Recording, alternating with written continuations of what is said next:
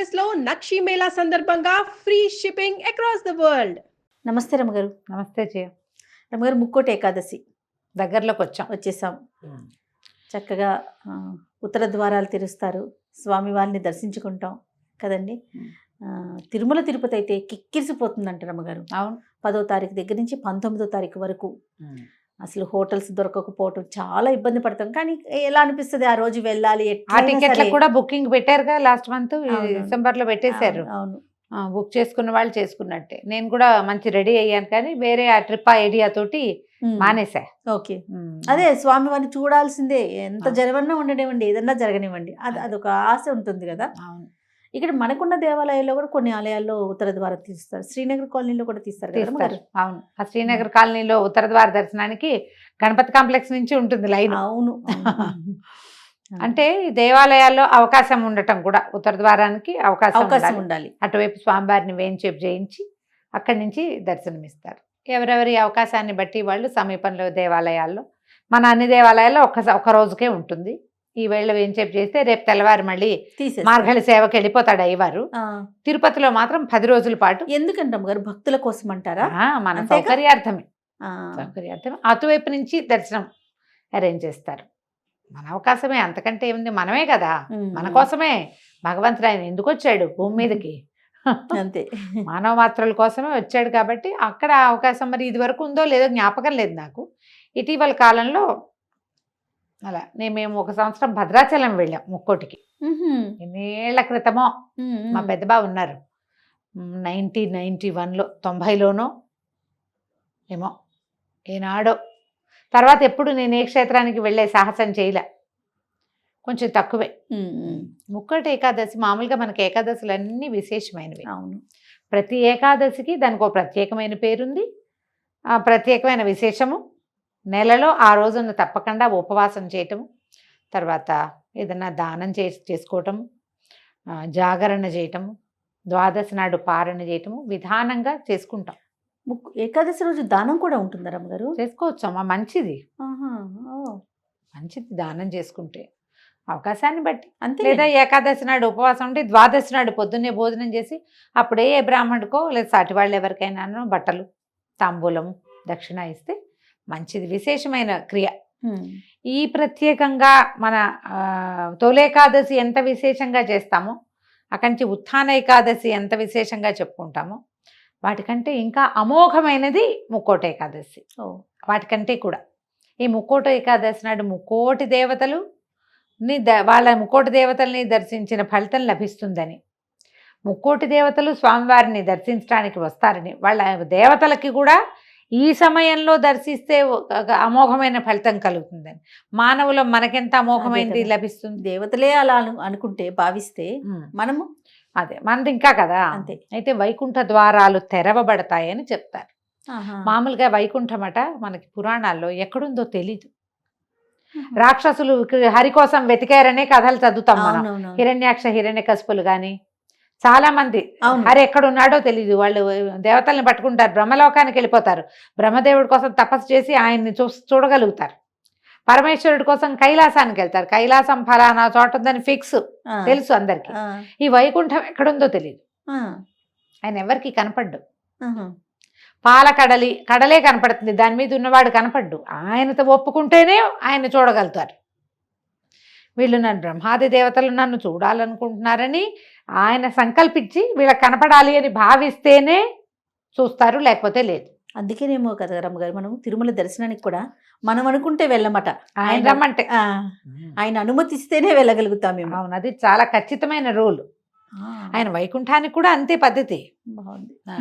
ఎవరి దారిని వాళ్ళు నడుచుకుంటూ వెళ్ళిపోవడానికి. కైలాసానికి ఋషులు మునులు రాక్షసులు దైత్యులు దానవులు సమస్తమైన వాళ్ళు వెళ్ళిపోతారు. ఆయన ఒప్పుకుంటాడు ఎవరినైనా సరే. భోలా శంకరుడు ఈయన ఒప్పుకోడు అట్లా. ఈయన ఒప్పించాలంటే ముందు ఆయన్ని మెప్పించాలి, మనం ప్రసన్నం చేసుకోవాలి.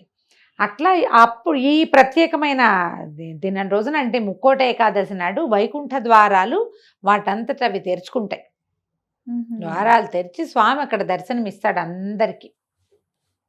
ప్రపంచంలో ఉన్న వాళ్ళందరూ చూడగలుగుతారు. మనం నేల మీద ఉన్నా మనకు వైకుంఠం ఎక్కడికి వెళ్ళలేం కాబట్టి సమీపంలో కొలువై ఉన్న స్వామిని ఎక్కడ ఉంటే అక్కడ ప్రతిష్ఠ జరిగిన ఏ దేవాలయంలో అయినా కూడా ఇంచుమించుగా కొన్ని చోట్ల స్వయం వ్యక్తమైన దేవాలయాలు కూడా అవును. కనపడతాయి కదా, అక్కడ మనం వెళ్ళి దర్శనం చేసుకుంటే సాక్షాత్ వైకుంఠంలో చూస్తే ఎలాంటిది లభిస్తుందని దేవతలందరూ భావిస్తారు. అందులో కొంతైనా మనకి లభిస్తుంది. ఈ పవిత్రమైన రోజున ఉపవాసం చేయటం, తర్వాత తెల్లవార్లు జాగరణ చేయటం వైకుంఠ ఏకాదశికి, మర్నాడు పొద్దున ద్వాదశి నాడు పారణ చేసి ఎవరైనా ఒక బ్రాహ్మడికి భోజనం పెట్టడం, అప్పుడు మనం భోజనం చేయాలి. ద్వాదశి ఘడియలు దాటకుండానే మనం ఇది పూర్తి చేసుకోవాలి. ఏటా చేసేది. ఇది వరకటికి మనకి ఇప్పుడు వచ్చిన తేడా ఏంటంటే, ఇది వరకు ఏదో ఒక గుడికి వెళ్ళి ఒక దర్శనం చేసుకుంటే చేసుకున్నట్టు, చేసుకోకపోతే ఇంట్లోనే ఒక దండం పెట్టుకున్నట్టు.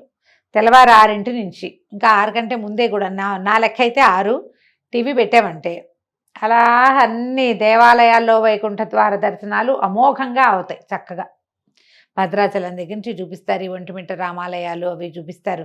మన సమీపంలో చుట్టుపక్కల ఉన్న మంచి మంచి విష్ణువాలయాలు పెద్ద పెద్దవి అన్ని చోట్ల కూడా ఆ దర్శనం దొరికేస్తుంది.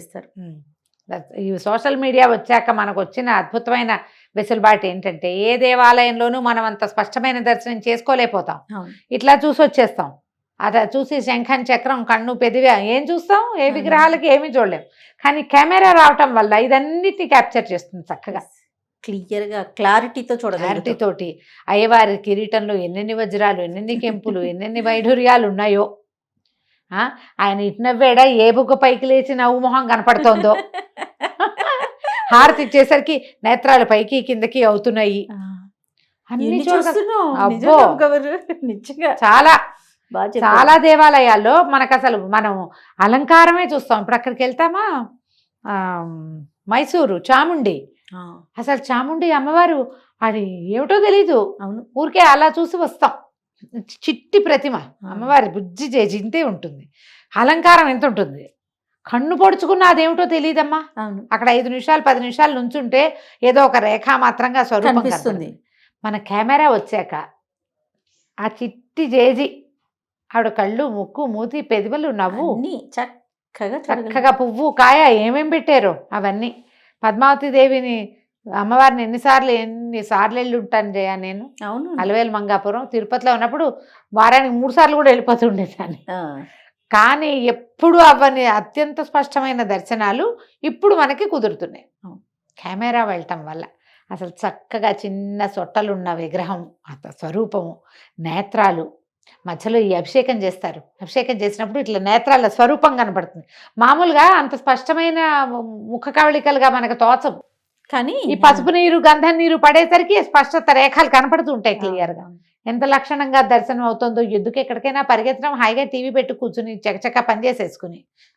నేనైతే 100% టీవీ దగ్గరే ఉంటా జయ.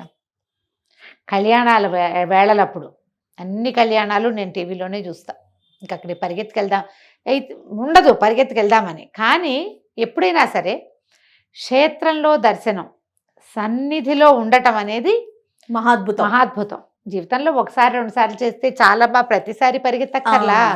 ఓసారి వెళ్ళి ఒక్కసారైనా మనం సన్నిధిలో ఆ అనుభవాన్ని, ఆ అనుభూతిని మనం స్వయంగా ఆ మంత్రం చెవిన పడ్డాం, ఆ క్రియ మనమే నేకడైతే కంటితోటి, వాడెవరో కెమెరాతో తీసింది మనం చూడటం కాకుండా చూడాలి.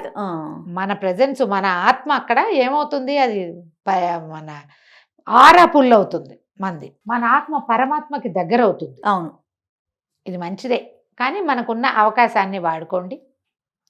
ముక్కోట ఏకాదశి అత్యద్భుతమైన ఏకాదశి. ఒకవేళ ఇన్ని ఏకాదశుల్లో ఈ నెలకు వచ్చేటువంటి 2, 12, 24 ఏకాదశుల్లో మీరు ఏ ఏకాదశి నాడు ఉపవాసం ఉండకపోయినా, మీకు కుదరకపోయినా, ముక్కోటి ఏకాదశి నాడు ఉపవసించండి.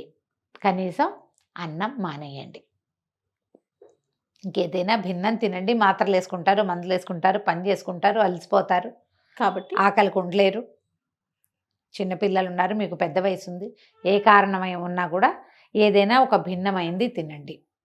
ముక్కోటి ఏకాదశి నాడు సాధ్యమైనంత తక్కువ మాట్లాడండి. వీలైనన్ని సార్లు హరినామస్మరణ చేసుకోండి. ఏదో టీవీలో అది మోగుతుంటే కనీసం ఓసారైనా కన్ను దాని మీదకి వెళ్తుంది. ఏదో గోవిందనామాలు కానీ ఏమైనా అట్టి పెట్టుకోండి, అవి వింటూ ఉంటాం. భగవన్నామస్మరణ చేయటము అత్యద్భుతమైన ఫలితాన్ని ఇస్తుంది. నువ్వు చూసినా చూడకపోయినా, గుళ్ళోకి వెళ్ళినా వెళ్ళకపోయినా, ఉపవాసం చేసినా చెయ్యకపోయినా నామస్మరణే భగవన్నామస్మరణే అత్యద్భుతమైన ఫలితాన్ని ఇస్తుంది ఈ కలికాలం. ఈ కాలంలో. వీలైనంత నామస్మరణ చేసుకోండి. అవకాశం లభిస్తే ఏదైనా ఒక దేవాలయానికి వెళ్ళి దర్శనం చేసుకుని రండి. ఏకాదశి ఎలా వచ్చింది ఎట్లా అనేది మనం ప్రతిసారి చెప్తూనే ఉన్నాం. అందుకని ముక్కోటి ఏకాదశి ప్రాశస్త్యము ఇంకా అలా కాకుండా కనీసం ఇట్లా చేయండి. పర్వదినాలలో సాధ్యమైనంత తక్కువ మాట్లాడి ఎక్కువ భగవన్నామస్మరణ చేసే అవకాశాన్ని తీసుకోండి. ఈ 10వ తారీఖు మొత్తం ఉపవాసం ఉంటే 11వ తారీఖు ఉదయం 12 గడియలు దాటకుండా భోజనం చేయండి. ఎవరైనా కుదిరితే కనుక ఎవరికైనా భోజనం పెట్టండి. ఒకవేళ అలా మన ఇంట్లో భోజనం పెట్టే అవకాశం కుదరకపోతే ఏ దేవాలయంలోనో అన్నదాన ఇవి జరిగిన చోట ఎక్కడో చోట అన్నదానం జరిగే చోట కొంత అమౌంట్ని అక్కడ పంపించండి. అన్ని చోట్ల అన్నదానం జరుగుతుంది. మీ పేరున జరిగినట్టే మన ప్రయత్నంతో జరుగుతుంది కాబట్టి అట్లా ఏదైనా చేసుకోవచ్చు. ద్వాదశి నాడు మీరు ఇది ఇవ్వచ్చు, మన మోయిని ఇవ్వచ్చు. ఎలా మన స్వయం పాకం ఇస్తాం, ఎవరికైనా స్వయం పాకం ఇవ్వచ్చు, వస్త్రాలు ఇవ్వచ్చు, పళ్ళు ఇవ్వచ్చు, ధాన్యం ఇవ్వచ్చు. పైగా ఇది మనకి ఈ కాలం కాబట్టి, ధనుర్మాస కాలం కాబట్టి ఈ కాలంలో మీరు విశేషంగా ఏది ఇచ్చినా ఫలితం లభిస్తుంది. తర్వాత సాధారణంగా అందరికీ ఏమని ఉంటుందంటే ఒక ప్రశ్న ఉంటుంది. దేవాలయానికి వెళ్ళాం, అక్కడ ప్రసాదం పెడతారు, తీసుకోవచ్చా తీసుకోకూడదా? ఉపవాసం కదా, ప్రసాదం ఏముంటుంది సాధారణంగా? వెండి పొంగలి, చక్కెర పొంగలి, పులిహోర, దద్దోజనం ఉంటాయి. దేవాలయ ప్రాంగణంలో తింటే తప్పు లేదు. అది అన్న రూపంలో అన్నంతో చేసిన ఏ ప్రసాదం అయినా కూడా తప్పులేదు. దేవాలయంలో అక్కడ మీరు వెళ్ళిన గుళ్ళో ఏది ప్రసాదం అని చేతిలో పెడతారో కళ్ళకద్దుకుని నోట్లో వేసుకోండి. సాన్నిధ్యంలో ఉన్నప్పుడు తప్పు లేదు. అది ప్రసాదమే, అది అన్నంగా భావించద్దు. స్వామివారి ప్రసాదం వారికి నివేదింపబడింది. సూక్ష్మాంశంలో స్వామి గ్రహించింది. అది పవిత్రమైపోయినట్టే. దానికి బియ్యపు భావన అవి ఏముండవు. ఇంకా ఆలోచించకుండా ప్రసాదం తీసుకోండి. మీరు ఇంటికి తెచ్చి కవర్లో ఇది తింటే మాత్రం తప్పు. అది చెయ్యొద్దు. సన్నిధిలో తీసుకోవచ్చు. చేతులు మారితే దాని రూపం మారిపోతుంది. లోపల అయితే మాత్రం తప్పకుండా తీసుకోవచ్చు. ప్రసాదంగా తీసుకోండి. ఫలహారం చేయొచ్చు. చక్కగా ఈ ముక్కోటి ఏకాదశిని సుసంపన్నం చేసుకోండి. ఏడాదికి ఒక్కసారే వస్తుంది. తప్పకుండా ఎక్కడ కుదిరితే అక్కడ దేవాలయ దర్శనం చేసుకోండి. అయితే రమ్మగారు, అన్నం మాత్రం తీసుకోవద్దు, ఇంకా తప్పకపోతే భిన్నంగా ఏదైనా తినండి అని చెప్తా ఉన్నారు. దీనికి ఏమైనా ప్రత్యేకమైన కారణం ఉందా? మురాసురుడిని సంహరించడానికే ఏకాదశి శక్తి బయటకు వచ్చింది స్వామివారిలోంచి. ఆ మురాసురుడు బియ్యంలో దాక్కున్నాడని చెప్తారు. అందుకని ఏకాదశి నాడు ఈ బియ్యం తినకూడదు అని. అందుకే ఈ కథ అంటే మనకి పురాణోక్తమైన కథ అయితే ఇదే. అందుకు తినకూడదు. నేను అనుకుంటా జయ, ఊరికే లోపాయికారిగా చెప్పడం అన్నమాట. ఇది నెలలో 15 రోజుల్లో ఒక భాగం, రెండో 15 రోజులు రెండో భాగం కదా. అంతే. కనీసం 2 సార్లైనా నువ్వు తినేది మానేయాలేమో ఆరోగ్యానికి. ఆరోగ్యరీత్యా అన్నం మానేయాలి. నిరాహారంగా ఉండాలి. నిర్జల ఏకాదశి కూడా ఒకటి ఉంది. అసలు నీరు కూడా తీసుకోకూడదు. సాధ్యమైనంత లిక్విడ్ డైట్ మీద ఉంటే హెల్త్కి మంచిది. అవును. మానవులు ఆరోగ్యంగా ఉండడానికి ఇది ఒక విధానం. ఒకటి ఏకాదశి, రెండోది పౌర్ణమి, అమావాస్యల్లో కూడా ఇదివరకు భోంచేసేవాళ్ళు కాదు. నెలలో 4 ఉపవాసాలు ఉండేవాళ్ళు. నెలకి 4 ఉపవాసాలు ఉండటం మంచిది ఆరోగ్యానికి. అంతే కదా. అంతే. ఈ మురాసురుడు బియ్యంలో దాక్కోవటం వల్ల ఈ బియ్యం తినద్దని చెప్తారు. అదే విధానం. రైట్. నమస్తే రమ్మగారు. నమస్తే జయ.